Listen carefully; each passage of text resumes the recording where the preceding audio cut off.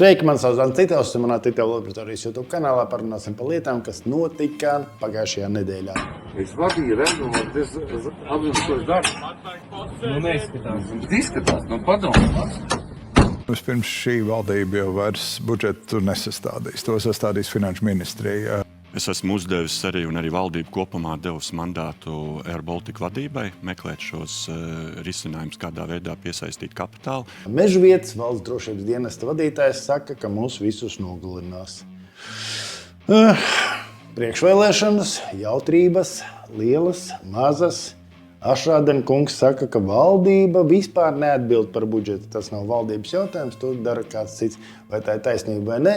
Parunāsim par to. Paldies, ka jūs skatāties, lieciet laikus, atbalstiet manu kanālu, kā jūs mākat. Aiziet! Ašrādena kungs izpaudās raidījumā kaut kādā, ka budžets tiek veidots, bet tas nav valdības darbs, tas ir Finanšu ministrijas darbs. Šī valdība jau vairs budžetu nesastādīs. To sastādīs Finanšu ministrija, un valdības mandāts beidzās 3. oktobrī. Un jūs gribat teikt, ka šī valdība, šī koalīcija nevienosies par prioritāšu finansējumu sadali un vispārējo? Es ceru, ka varēs vienoties, bet normāli tas nav valdības. Tā nav valdības atbildība sastādīt budžetu īsti. Katru gadu valsts budžetu sāk veidot vasaras sākumā. Mēs strādājam, pavasarī sāksim diskusijas ar ministrijām par prioritātēm un vispārējo, bet šis budžets atšķirās no pārējiem. Ja. Un šoreiz man jāsaka, ka Ašrādena kungs vienkārši viņš sevišķi labi māk izteikt savas domas, jo viņam šoreiz ir taisnība. Ir priekšvēlēšana budžets. Un kas ir budžets kā tāds? Tas ir valdības galvenais politiskais dokuments. Valdība ar budžetēšanu nozīmē naudas došanu tām prioritātēm, kuru valdība uzskata par svarīgām. Šī valdība beigs savu darbību 3. oktobrī, viņa beigs pēc satversmes, bet turpinās tehniski vadīt valdību līdz 3. oktobrī ir vēlēšanas. Saeima sanāk 3. novembrī. Jaunu valdību izdosies, neizdosies izveidot, vēl kāds laiciņš paies, var sakot, vēl tā valdība līdz novembra vidum droši vien strādās. Līdz ar to nekāda politisku atbildību šī valdība tehniski vienkārši nevar uzņemties. Un tāpēc tiešām Ašrādena ir taisnība, ka šī budžeta sastādīšanā vispār valdībai nav nekāda sakara, viņi vienkārši tehniski uztaisa budžetu. Un jaunā valdība, vai to jauno valdību vadīs Siliņa, vai to vadīs Ašrādens, vai to vadīs Šlesers, vienalga, viņi pārtaisīs to budžetu. Veselais saprāts saka, ka to ir grūti saprast, bet, teiksim, es atceros, es esmu vecs, es daudz ko atceros. Un Enārs Repša veidoja valdību, viņš uzvarēja vēlēšanās 2002. gadā un palika vecā valdība, kur bija Latvijas ceļš, Tautas partija, valdību vadīja Latvijas ceļa premjers Andris Bērziņš, kurš neiekļuva Saeimā. Bet to mēnesi viņu vadīja valdību. Tā mēneša laikā cita starpā, vai starp citu, kā man te citi daudz cilvēku aizrāda, starp citu, viņa ielika, man liekas, 40 miljonus ierēģņu algu reformas palielināšanai. Proti, viņa ne no kurienes uzzīmēja 40 miljonus budžetā ierēģņu algu palielināšanai. Un toreiz atklātās sēdes nebija, sēdes bija slēgtas, bet protokoli jau paliek. Un apmēram tā doma bija tāda, lai tas Repša tagad tiek ar to galā. Jo, protams, Repšam nācās atteikties no šīs reformas, jo tad 40 miljoni tajā 2002. gadā tas bija kosmos, tāda naudas vienkārši nebija. Līdz ar to, runājot, atgriežoties pie Ašrādena un budžeta, viņam ir taisnība. Šis budžets tiek tehniski sagatavots, šī valdība, Finanšu ministrija sagatavo tehniski, bet politiski viņi jau regulē nākamā valdība, lai kāda tā nebūtu. Vienalga, vai tā būtu Siliņa paliks vai Šlesers nāks, bet viņa savus politiskos akcentus liks tāpat kā bija Repšas valdība, kura atteicās no tās ierēģņu reformas cits starpā. Un nācās to reformu mazināt un ierēģi nesaņēma tur savus 40 miljonus eiro piemaksām. Tā kā veltīgi te daudzi cilvēki sašūmējās. Tas ir it kā sīkums, bet ir svarīgi saprast, kā darbojās politika. Ir svarīgi saprast, ka politiķi ir tie paši cilvēki, viņi spēja mēģināt sačkarēt nākamo valdību, ja viņi netiek iepriekšēji. Var sakot, tie ir tikai cilvēki, nevajag domāt, ka viņi ir dievi. Tie ir tikai cilvēki. Un politisko mehānismu vajag saprast. Ašrādena kungam šoreiz neveiksmīgi izteicās, bet atbalsta, tāpēc, ka viņam tiešām ir taisnība. Ejam tālāk. Valsts drošības dienesta vadītājs Normunds Mežvietis. Svarīga persona, kas sniedz interviju Britu laikrakstam The Telegraph. Arī liela avīze, zināma, starptautiska un tā tālāk. Un ko viņš saka? Viņš saka, Krievija mūs visus nogalinās. Es nezinu, vai visus. Es nezinu, vai Krievi nāks iekšā. Bet es domāju, ka tomēr valsts drošības dienesta vadītājam vajadzētu balstīties un paust savas domas no faktiem, nevis no sajūtām. Protams, ka man arī ir sajūtas, ka, nedod Dievs, Krievu okupācijas gadījumā Latvija sastapsies ar lielām problēmām izdzīvošanas jautājumā, gan tautas izdzīvošanas jautājumā, gan valsts izdzīvošanas jautājumā. Bet tomēr Normundam Mežvietam, ja viņš ir valsts drošības dienesta vadītājs, mētāties ar tādiem vārdiem, manuprāt, ir, viņš nav politiķis, viņš nav tur, nezinu, kaut kāds tur Nacionālas apvienības tur deputāts vai aktīvists un tā tālāk. Viņam vajadzētu tomēr vairāk brīdināt par briesmām, brīdināt par to, ka Krievija var iebrukt, baidīt tos navaga angļus ar to visu, tas taisnība. Bet šādi izteikumi viņi liekas drusku, pat nesmieklīgi, bet viņi ir tādi neticami. Un ja tu netici tādām lietām, tad tam vēstījumam nav nekādas nozīmes. Ja viņš teiktu, jā, mums ir pastiprinājusies tur Krievu aģentu ietekme, un mēs tur cīnāmies ar Krievu aģentiem, un Krievu gatavojās mūs okupēt, un kaut kā vismaz mēģināt to visu ietvert, faktos balstītās kaut kādos lietās, domās, tad ir ok. Bet, ja valsts drošības dienesta vadītājs saka, ka mūs visus nogalinās, tāpēc, ka viņam tā liekas. Labi, bet ne jau vienmēr cilvēki spēj izmantot veselo saprātu un teikt gudras, labas lietas. Gadījās Normundam Mežvietam, piedosim viņam to, būs jau labi. Bet jūs lūdzu lieciet laikus. Gadījumā, ja jūs neesat abonējuši manu kanālu, noteikti abonējiet manu kanālu, jo tad jūs tiksiet arī cita starpā nevis, vēl pielieciet tur zvaniņu, un tad jums visi mani šorti, jo es tagad arī rakstu šortus, īsos video, tad arī jūs tos saņemsiet un redzēsiet, ka kaut kas jauns manā kanālā parādījies. Abonēšana, skatīšanās laiki, un, protams, es ļoti jūs aicinu atbalstīt manu kanālu finansiāli. Tas tiešām ir nepieciešams, jo viss paliek dārgāks, nafta paliek dārgākā un visi izdevumi kļūst dārgāki. Paldies visiem tiem, kas atbalsta mani finansiāli. Ja jums ir tāda iespēja, tad dariet to. Ja nav tādas iespējas, tad skatieties un lieciet laikus. Paldies, ejam tālāk.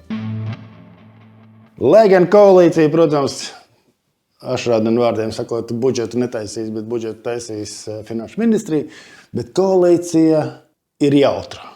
Šīs vēlēšanas atšķirās ar to, ka kaut arī atšķirās to, ka partneri ir nedraudzīgi, man nav taisnība. Jo es atceros Latvijas ceļš, tajā laikā, kad Repš izveidoja savu partiju Jaunais laiks, tad Latvijas ceļš ar Tautas partiju bija tādās attiecībās, ka viens ministrs vai viena partija piketēja pret otru partiju koalīcijas ietvaros. Tā kā tur arī bija visādi. Bet, šajā vēsturiskajā posmā progresīvie zemnieki visu laiku notiek neusticības izteikšana. Te tādam ministram, te premjerai, man liekas, jau 6 reizes mēģināja izteikt. Un tagad Švinkam. Bet Švinka, jāsaka, tur pa mata tiesu izvairījās no tās neusticības izteikšanas. Man liekas, deputāti bija 50 pret 48. Bet vienīgais, kā es varētu apzīmēt progresīvo partiju, tie tiešām tukšdirsēji. Un es domāju, ka, tukšdirsēji, ģenerālis ir Briškans, kad viņš bija vēl ministrs arī. Tagad, kad viņš retu reizi tiek pie mikrofona, es domāju, presē. Švinka ir tieši tāds pats. Švinkam jautā ļoti konkrētas lietas par Air Baltiku. Vajadzēs tur ieguldīt naudu, nevajadzēs, kas tur ir. Atcerieties, bija taču lielais plāns, aizies viss uz biržu, Latvijas tauta nopirks to Air Baltica un visiem būs labi. Tagad mēs vairāk IPO mūs neinteresē, bet klausīties Švinku ir vienkārši bezcerīgi. Es mēģinu nenogurdināt jūs ar gariem citātiem no politiķiem, bet šito tukšmuldētāju tukšdirsēju vienkārši īsāk nevar ielikt. Paklausieties. Tāds gala mērķis, protams, vajadzētu būt, kad IPO agri vai vēl vajadzētu notikt. Un tas risinājums, tad kāds jūsuprāt varētu būt? Varbūt jums pašam kāds piedāvājums. Jūs teicāt, ka šogad ir jāmeklē citi potenciāli, bet kāds varētu būt kopumā tas risinājums? Es esmu uzdevis arī, un arī valdība kopumā devusi mandātu Air Baltica vadībai meklēt šos risinājumus, kādā veidā piesaistīt kapitālu. Šobrīd kompānija strādā pie tā, un vistuvākajā laikā būs, lai mēs meklētu šo risinājumu, kas ir vairāki veidi, lai mēs sakārtot. Es salīdzinātu, ka līdz šim arī iepriekšējais vadītājs bija vairākas reizes patiesībā nesis IPO un nevarēja atnest. Ja? Un mēs redzam, ka arī šīs vēlmes bija mūžīgi prasīt naudu sabiedrībai un valdībai. Man liekas, ir jāsakārto šī caurā muce, jāsakārto, lai būtu skaidrs, veselīgs uzņēmums, un tādā veidā tad arī finanšu investori būs gatavi ieguldīt sakārtotā ar finanšu sakārtotā uzņēmumā. Bet tad vairs valsts piešprice nebūs vajadzīga? Valsts ir akcionārs, un akcionārs vienmēr piedalās savu uzņēmumu darbībā. Viens ir virzot lēmumus, izvērtējot, un tāpat laikā arī ieguldot, līdzieguldot. Tas bija arī pagājušajā gadā, kad mēs piesaistījām Lufthansa. Lufthansa ienāca uzņēmumā, kā arī kapitāla daļu turētājs, un arī Latvija tajā brīdī arī bija iespēja un arī ieguldīt. Tāpēc Latvija varētu būt un vajadzētu būt atbildīgam akcionāram šobrīd. Var sakot, cilvēks, kurš starp citu nāk no uzņēmēja vidas, kā viņš saka, nav nekāds politiķis, viņš vienkārši ir tukšdirs. Viņš nevar pateikt konkrētas lietas. Un ar Air Baltica ir ļoti konkrētas lietas. Air Baltica nes zaudējumus. Air Baltica nav hedžējuši, nav nodrošinājuši sevi ar lētu degvielu, tādā ziņā, ka nav apdrošinājuši degvielas cenas celšanos. Līdz ar to visdrīzāk viņiem vajadzēs naudu no atbildīgā akcionāra.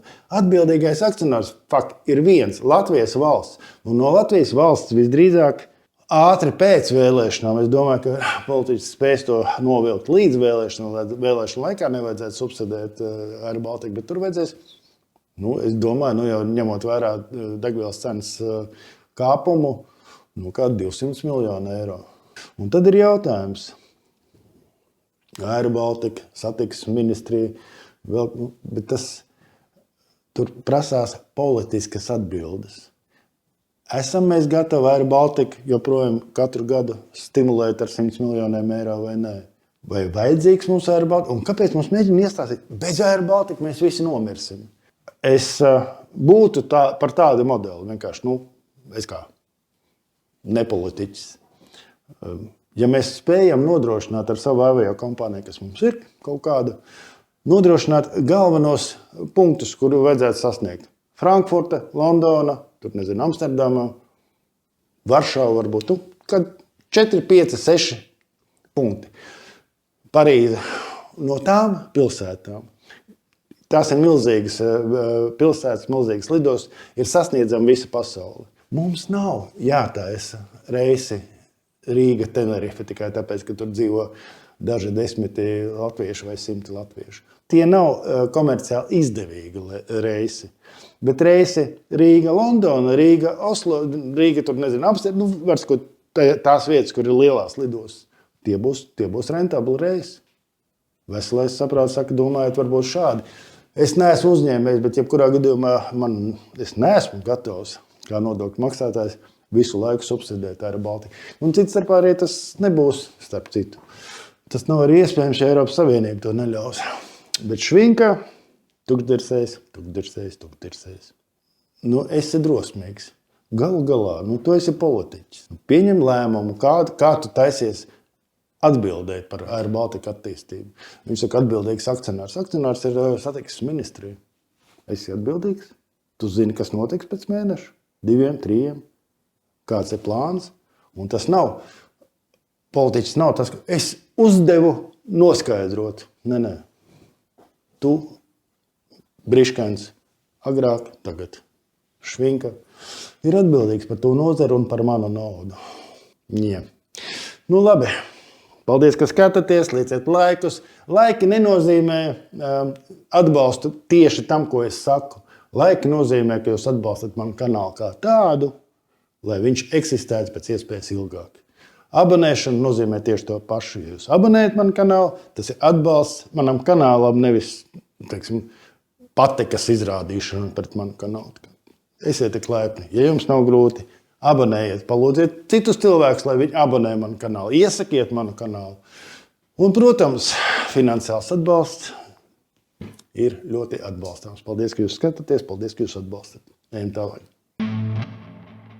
Turpinot nedaudz par Air Baltica. Air Baltica ir zaudējusi vienu lidmašīnu. Iedomājieties, notiek tehniskā apkope Rīgas lidostā un sačakarē lidmašīnu. Vienkārši sačakarē lidmašīnu. Koncernam radušies zaudējumi 6,2 miljonu eiro. Tehniskās apkopes laikā līdzsabiedrības lidmašīnai radās būtiski termiski bojājumi. Varbūt tehniski, termiski, raksta termiski. Apkopes laikā 25. gadā veicot palīgdzinēja darbības pārbaudu uz zemes Rīgā, Airbus A220-300 lidmašīnai ar reģistrācijas numuru radās būtiski termiski bojājumi fizilāžas un spārna stiprinājuma zonā. Veicot izvērtēšanu, Airbus pārstāvji secināja, ka lidmašīnas atjaunošana nav ekonomiski pamatota. Ekonomiski nav pamatota, var sakot, 6,2 miljonu zaudējums. Tehniskā apkope tomēr ir kaut kāds tehnisks jautājums, ko tā kā vajadzētu darīt speciālistiem. Un lidmašīna bija leasingā, viņa pat nebija nopirkta. Es pieļauju, ka tie Airbus cilvēki to tehnisko apkopu taisīja, ja Air Baltica cilvēki to taisīja. Jebkurā gadījumā man gribētos saprast, tas ir valsts uzņēmums Air Baltica, akcijas sabiedrība. Zaudējums 6,2 miljoni. Tehniskā apkope veikta tā, ka lidmašīnu vairs nevar atjaunot. Jums neliekas, ka tas ir gribētu zināt, kas par to ir atbildības. Tehniskais direktors, nezinu kas, vienalga, kaut kā taču nevar būt tā, ka ir aviācija, kurai cits starpā ir ļoti, starp citu, ir ļoti nopietnas drošības lietas. Un šeit apkopjot lidmašīnu tehniski, lidmašīna tiek vienkārši iznīcināta. Viņas atjaunošana nav iespējama. Air Baltica cieši zaudējumus. 6,2 miljonus. Veselais saprāts saka, ka katrai kļūdā ir vārds un uzvārds, labi vārds un uzvārds. Katrai kļūdai teica tāds cilvēks kā Staļins. Nav mans lielais augs, bet tomēr šādas lietas gribētos tomēr kaut kā, nevis... Ziņa parādījās tikai no tā, ka finanšu pārskatā Air Balticam parādījās tas, ka viena lidmašīna ir padirsta, tāpēc, ka tehniskās apkopes laikā viņa tika iznīcināta. Un 6,2 miljonu zaudējums, ņemot vērā, ka zaudējums Air Balticam ir liels, ikgadīgs, un mums viss tas ir jāuztur, un gribētos tā kā kaut ko vairāk zināt par to, bet Švinka jau to nezina. Paldies, ka skatāties, lieciet laikus, ja jums ir iespēja atbalstīt manu kanālu finansiāli, tad dariet to. Un jebkurā gadījumā, paldies, ka jūs visi skatāties manu kanālu. Tas jau ir ļoti liels atbalsts man. Ejam tālāk. Uldis Pīlēns, apvienotais saraksts, līderis, pirms 4 gadiem izveidoja apvienoto sarakstu, ievilka viņu saimā, bija prezidenta kandidāts, premjera kandidāts, bet tad viņam viss tas apnika, un viņš aizgāja kūrēt mākslu, un tur skatīties, taisīt visādas izstādes, un ko tur pozicionēties tādās lietās, un tagad viņam ir politiska intervija vienā no avīzēm. Un interesanti, protams, ir, jāsaka, manas prognozes par apvienoto sarakstu Uldu Pīlēnu piepildījās daļai. Es teicu, ka es domāju, ka apvienotais saraksts izšķāksies par to laiku, kamēr šī saima eksistē. Apvienotais saraksts turpina būt, viss ir kārtībā, bet Pīlēnam apnika. Pīlēns vairs nav nekas politikā. Un viņš saka, ka tur kaut kā tā biedrība, tur kaut kāda tur esot darbojās, un tur ir vadītājs, tagad ir Kulbergs, un viņš tur visu vēro no malas. Un, kas ir interesanti, viņam viņš nāca klajā ar, manuprāt, labu ideju. Proti, beidzot ir jāpasaka, ka Rail Baltica ir jāslēdz ciet. Karalis ir pliks, veselais saprāts saka, ka Rail Baltica vienkārši nav vairs ceļams. Un ja to teiktu vienas nopietnas partijas līderis, viss būtu forši. Bet šajā gadījumā to saka vienas partijas, saimā esošas partijas, bijušais līderis vai bijušais iniciators vai bijusi autoritāte. Un tagad, kad Kulbergs, kas ir apvienotā saraksta patreizējais neformālais līderis, ja, tur ir vairāki, tur Smiltēns, Kučīnskis, Kulbergs, tad Kulbergs tā īsti nesaka, ka Rail Baltica vajag slēgt ciet. Jā, viņš tur kaut ko saka, ka tur kaut kā savādāk, ka tur vajag kaut kā pētīt, veselo saprātu mēģināt izmantot. Un tas ir bēdīgi, jo, kur ir vispār manā skatījumā jēga no partijām? Ja viņas tomēr izveidojās un ideoloģiski ir vienotas kā komanda, kaut kādas darbības veids. Šajā gadījumā, ja Uldis Pīlēns saka, ka Rail Baltica vajadzētu slēgt ciet, tad man ir jautājums, ko viņš pārstāv? Apvienoto sarakstu, privātpersonu, uzņēmēju, mākslas cienītāju, mākslas baudītāju, dzīves baudītāju. Jā, katrā ziņā apsveicu Uldu Pīlēnu ar to, ka viņš ir nācis pie, manuprāt, saprātīgā secinājuma par to, ka Rail Baltica vairs nevajag atbalstīt un būvēt. Bet ļoti gribētos, lai tomēr cilvēki... Ir tas stāsts, ka uzņēmēji drīkst vai nedrīkst būt politikā. Manā skatījumā viena lieta ir tas, ka uzņēmēji vienmēr domā, kā nopelnīt, un līdz ar to arī bieži vien varu izmanto, lai nopelnītu. Tas, tāds piemērs ir iespējams Šķēle, kurš ļoti daudz izmantoja varu, lai palielinātu savu ģimenes uzņēmuma vērtību. Bet otra lieta ir, kad uzņēmēji viņam mēdz apnikt. Tas Pīlēna, lieta ir nevis tas, ka viņam gribējās uz varā kaut ko nopelnīt. Nē, viņš gribēja būt vai nu premjers, vai nu prezidents. Ja es neesmu ne prezidents, ne premjers, tad viss, tad man vairs neinteresē, un es tad taisu savu mākslas izstādes, baudu mākslu, baudu dzīvi, nauda ir, viss kārtībā. Bet tas ir ļoti bezatbildīgi. Daudzi cilvēki balsoja par apvienoto sarakstu Pīlēna dēļ. Pīlēns, manā skatījumā, šos cilvēkus ir nodevis. Ir ok, viņš ir ievilcis dažus cilvēkus, labus cilvēkus politikā, tas ir labi. Daži cilvēki no viņa komandas aizgāja projām, jebkurā gadījumā projekts ir jocīgs, apvienoto sarakstu. Viņš nav ideoloģisks, viņš ir vienkārši cilvēki, kuri sagājuši kopā, kā komanda, kas grib varu bez ideoloģijas. Vienkārši labi. Bet, jā. Paldies, ka skatāties manas pārdomas par apvienoto sarakstu. Vēlēšanas, viss jāvērtē, jāskatās, kas ir labāks, kas ir sliktāks, par ko vēlēt, par ko domāt. Domājiet arī jūs. Zemnieki, Nacionāli vienotība, apvienotais saraksts, Šlesers, Saskaņa, Šķepaņenko, Roslikovs, Latvijas attīstībai. Kaut kas tāds no tā visa būs arī jāizvēlās. Diez vai kaut kas... Hermaņa kungs, protams, maina noteikumus. Es atgriezīšos pie Hermaņa pēc mirkļa. Paldies, ka skatāties, lieciet laikus, atbalstiet. Ejam tālāk. Alvis Hermanis iepriecina ar savām pārdomām. Interesanti dažkārt ir palasīt, es domāju, ko tas cilvēks pīpē un kā viņš domā. Vakar braucu tikties ar kurzemniekiem, viņš Facebookā publicēja, nevis es, bet viņš publicēja. Runājām par, mēs mainām noteikumus, vēlēšanu likuma maiņas, ideju, citām lietām, bla, bla, bla. Runājot par vadītāju atbildības problēmu, minēja, ka daudzas Latvijas pilsētas kā labo piemēru, kur veiksmīgi tiek veidot mazās ideālās Latvijas, jo vadītāji tur ir ar saimnieku atbildību. Šīs sarunas vieta vairāk man iebilda, ka tik smuki viss izskatās tikai no malas, ka īstenībā viņi visi ir autoritāri, visādos veidos korumpēti un izmanto varas resursus. Tā kā no viņiem tikt vaļā nevar. Tas ir vispārējais valsts uzstādījums. Visi viņi tur zog, un tas ir vienalga, vai tas notiek Jelgavā, Rīgā. Ja mēs domājam par lielo valsti, tad lielajā valstī zog Siliņa Rašrādeni, mazajās, kā viņam Hermanim liekas, ideālās Latvijās, Jelgavas smēri vai tur Ogres smēri vai kā. Un ko saka politiķis Hermanis? Es prasu. Vai tad vietēji iedzīvotāji ir tik stulbi, ka neredz darba rezultātus, neprot izvērtēt, lai katrās nākamajās vēlēšanās tiktu vaļā no sliktajiem saimniekiem? Atbildi nesapratu. Jā, Hermaņa kungs, tu ne tikai nesaproti laucinieku atbildes, kurzemnieku atbildes un visur. Tu vienkārši nesaproti. Un ja politiķis nesaprot savu tautu, tad viņam būs grūti pārliecināt to tautu, ka par to vajadzētu balsot. Maza replika par Hermani. Paldies, ka skatāties, lieciet laikus un abonējiet manu kanālu. Abonējiet man. Un tiešām abonēšana ir svarīga. Ja jūs iet, un ja jūs vēl neesat abonējuši, tad abonējiet manu kanālu. Tas ir svarīgi.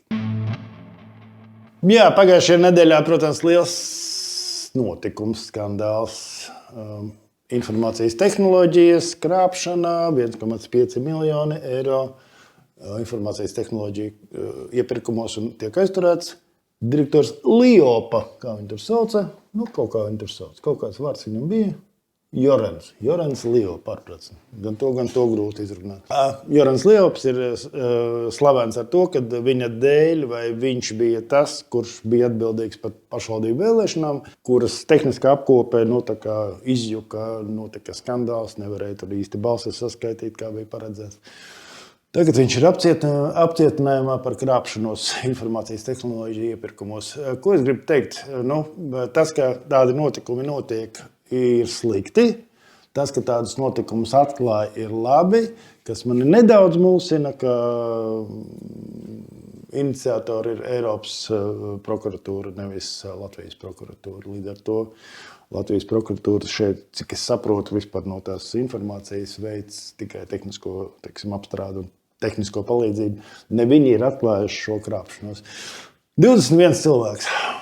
Informācijas tehnoloģijas. 1,5 miljonus. Tas norāda uz to, ka tas iepirkums, cik es saprotu, ir 1,5 miljonu. Tas nenozīmē, ka ir nozagti 1,5 miljonu. Tas nozīmē, ka tas ir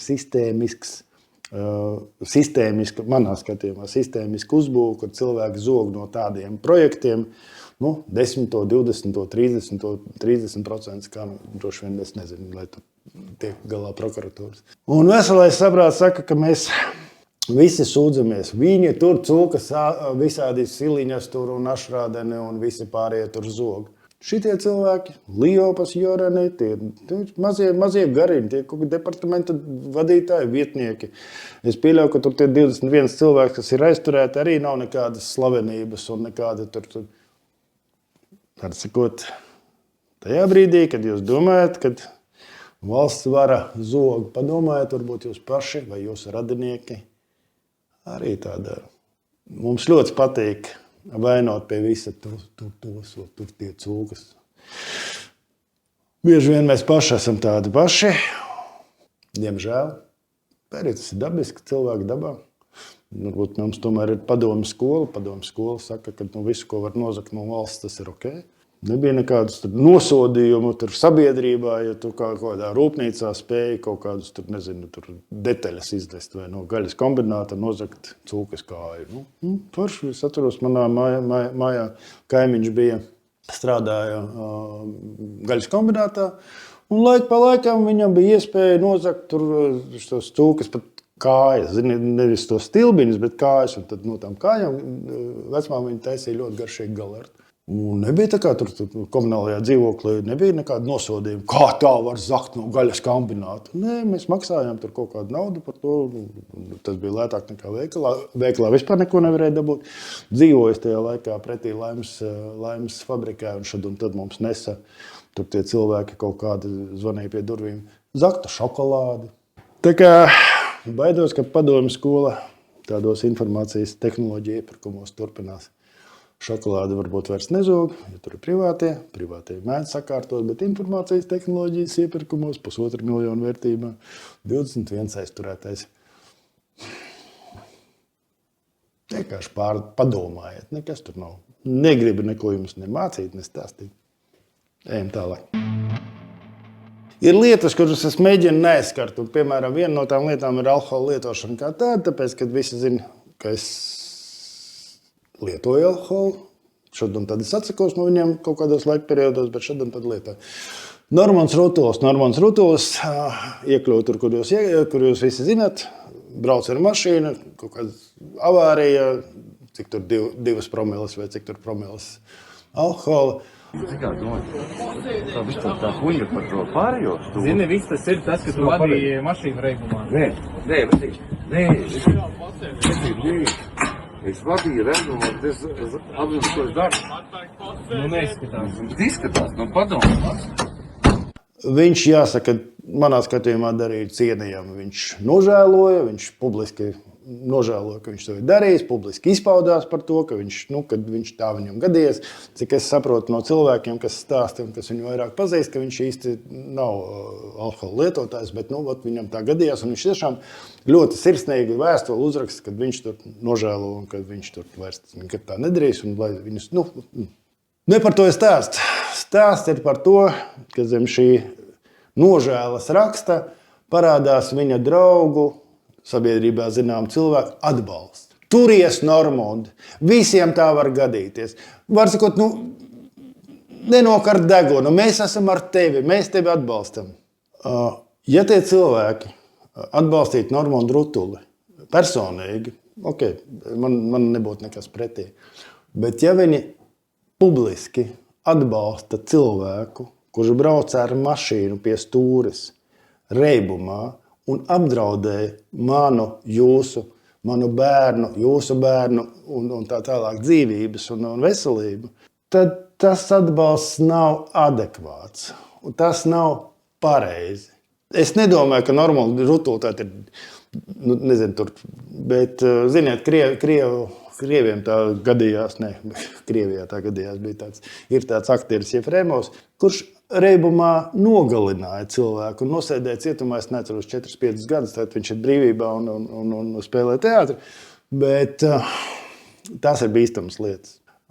Es savulaik starp citu nenopirku mašīnu tikai tāpēc, ka es zinu, ka es šad un tad iedzeru, un var gadīties, ka es sēdēšos pie stūras, tāpēc es to nolēmu, ka es nekad pie stūras nesēdēšu. Veselais saprāts saka, atbalstiet cilvēku Normundu Rutuli personīgi, bet atbalstot viņu publiski un sakot, ka mēs esam ar tevi, jūs atbalstat braukšanu dzērumā. Tas nav pareizi. Un tas ir tie tādi dubultie standarti. Es atceros, bija viens pilsētas arhitekts, jau viņš ir miris, es aizmirsu, kā viņam bija uzvārds, bet viņš bija Rīgas pilsētas arhitekts, un viņam bija kukuls, man liekas, 2000 latu vai eiro vienalga par kaut kādu projektu. Viņi noķēra knāps, un visa sabiedrība sāka viņu aizstāvēt, tāpēc, ka viņš ir ģeniāls arhitekts. Un vispār tur tāds, neatceros tiešām to uzvārdu, un tur es atceros Sarmīta Ēlerta viņu aizstāvēja. Kāpēc? Tāpēc, kad cienījams arhitekts, un ka viņš paņēma 2000. Cienījams dziedātājs, un ka viņš brauca dzērumā. Tur Jānis no, Ipiča pagastuma, dzērumā, cietumā viņu. Tas nav pareizi. Piedodiet, ka moralizēju par šīm tēmām, ka varbūt man nav tiesības par to moralizēt. Lieciet laiku, abonējiet, atbalstiet manu kanālu finansiāli, ja jums tas ir iespējams. Ja nav iespējams, skatieties, pavelti, bet lieciet laikus. Un ja jūs vēl neesat abonējuši manu kanālu, tad noteikti to dariet, abonējiet manu kanālu. Un trešdienās, ceturtdienās skatieties manas īsos video shorts. Paldies, ka jūs skatāties ejam tālāk. Paldies visiem, kas komentē, abonē, liek laikus. Paskatīsimies komentārus. Reno Reinis. Tu varētu kaut kad uztaisīt video par sevi. Es esmu salīdzinoši jauns un nezinu, kur esi darbojies. Tas būtu forši.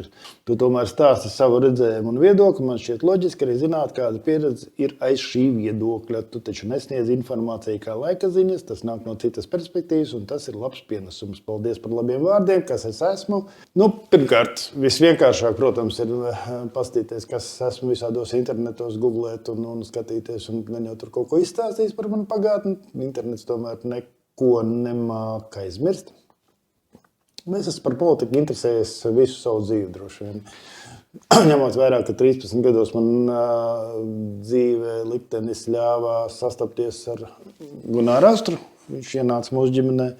Visi mūsu ģimene bija tādas disidentiska, un mēs vienmēr bērnībā tur klausījāmies, kā daudzi cilvēki, kas ir sēdējuši cietumā par politiskām lietām, runā par latviskumu, Latviju un tā tālāk. Līdz ar to tas ir no manas mammas, manas tantes, tas viss nāk no viņiem, un tas nāk Tas ir mans pamats. Bet tā, principā, pēc tam es piedalījos Latvijas Nacionālās neatkarības kustības veidošanā, jaunā laika veidošanā, Tautas frontes veidošanā, Latvijas attīstības veidošanā, visādās lietās politikā es esmu bijis aktīvs, es esmu bijis žurnālists, es esmu strādājis panorāmā, es esmu strādājis laikrakstā Diena. Nu, kaut kā tā. Un tagad es nodarbojos ar konsultācijām un dalos ar jums savās pārdomās. Man ir prieks, ka jūs to skatāties, ka jums tas liekas interesanti un svarīgi. Vēl jau vairāk man prieks ir par to, ka, kā saka Reno Reinis, salīdzinoši jauns cilvēks skatās. Viņš nav neko par mani dzirdējis, bet viņam interesē un viņš skatās. Tas ir ļoti jauki. Jaunieši ir mūsu nākotne, ko darīt. Mēs jau esam veci, mēs ejam no skatuves nost, mēs varam dalīties ar savu pieredzi, bet jaunieši cels Latviju arvien labāk. Ejam tālāk. Paldies par raidījumu. Patika salīdzinoša analītika par situāciju ar Berķi. Berķis bija tas cilvēks, kurš mēģināja stāstīt, ka palielināt deputātiem algas ir labi, atšķirībā no Gorbanova un Daudiša Nelaiča, kurš teica, ka viņi tur tādus komentārus. Domāju, ka pagaidām aizrauties ar Hermaņa teoriju ir pāragri. Tauta pavēlkās uz vārdu mēs mainīsim, skatoties uz kompāniju viņam apkārt. Neticu, paldies. Tas ir komentētāja viedoklis. Es taču neko neizdarīju. Nākošais. Cerēju noturēties bez komentāriem, bet tad izdzirdēju komiķis Zeļenskis, Britu valdības marionete, megas zaglis un korupcionārs narkomāns ir lielisks prezidents. Es uzskatu Zeļenski par lielisku prezidentu, un es domāju, ka Ukrainas tautā ir ļoti paveicies, ka tieši šajā vēsturiskajā mirklī tieši šis prezidents ir pie varas. Nezinu, kā būtu bijis savādāk, kā būtu bijis ar citiem prezidentiem, bet šis konkrētais prezidents manā skatījumā ir varonība parādījis. Bet Silvija Linde 2264 saka, nē, marionete prezidents. Ukraiņu kanālos ir pavisam cits viedoklis, un nekādā gadījumā tas nemazina manu līdzjūtību pret Ukrainas tautu, drīzāk palielina. Var sakot, cilvēks ir kaut ko sapīpējies vai saklausījies rutuļu dziesmas, kaut kas tāds, jo prezidenta Zeļenska reitings ir daudz lielāks nekā mūsu politiķiem. Un neskatoties uz visām problēmām un neskatoties uz karu, viņš ir autoritāte Ukraiņu tautā un viņš viņu ved uz priekšu, iedvesmo. Un to es zinu no saviem draugiem Ukrainā, kas tur dzīvo un strādā un ir. Tā kā nevaru piekrist šai Silvijai. Jānis Pastars pirms ar Rail Baltica lietas tiešām būtu jārisina. Evika nevēlās par to runāt, tas ir nožēlojami. Lūgums, ejiet politikā, es par jums balsošu. Ar Baltica jautājumu jums palīdzēšu, sakārtot ar Rail Baltica jautājums ir neatrisināms. Paldies, Jāni Pastar, atbalstu. Neesmu domājis atgriezties politikā tādā jomā, kaut kādā formālā jomā. Jebkurā gadījumā es domāju un uzskatu, ka mana darbība arī šeit ir politiska darbība. Es ietekmēju procesu tik, cik es vāku, cik es varu ar vārdu. Jūs skatāties, skatītāji ir daudz, abonenti vien ir 7000, skatītāji ir līdz pat 27,000, man liekas, lielākais video bija. Līdz ar to,